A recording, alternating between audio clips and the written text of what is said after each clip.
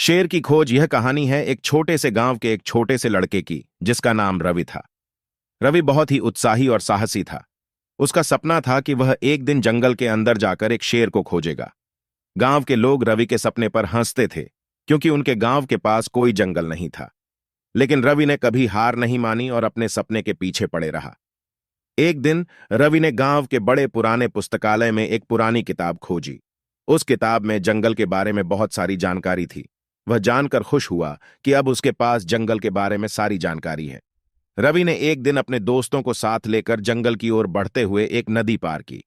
जंगल में वे देखते हैं कि एक बड़ा शेर उनके पास आ रहा है। रवि का दिल धड़कने लगा, लेकिन वह डरने का नाम नहीं लेता। रवि ने अपने दोस्तों को बताया, हमें शेर के साथ मिलकर उसकी भलाई करनी चाहिए। वे शेर के पास गए और देखा कि वह बहुत ही बीमार था। शेर बहुत दुखी था क्योंकि उसका पेट बहुत दर्द कर रहा था। रवि और उसके दोस्तों ने शेर की मदद की। वे उसे दवा दी और उसका दर्द कम किया। शेर बहुत आभारी था और उन्होंने रवि को अपने साथ जंगल के सफर में शामिल होने की प्रस्तावना दी।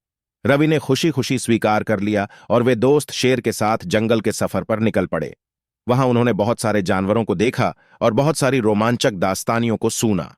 रवि का सपना पूरा हो गया और उसने देख लिया कि दुनिया में कितनी खुशियां और अद्भुत चीजें हैं। वह जंगल के दोस्त शेर के साथ वापस गांव लौटा और उसने अपने सब दोस्तों के साथ अपने सपनों की सफलता का जश्न मनाया। इस कहानी से हमें यह सीखने को मिलता है कि हमें हमेशा अपने सपनों की पूरा करने कोशिश करनी चाहिए और हमें डरने का नाम नहीं लेना चाहिए। हमारी मेहनत और साहस हमें हमेशा मंजिल तक पहुंचा सकता है।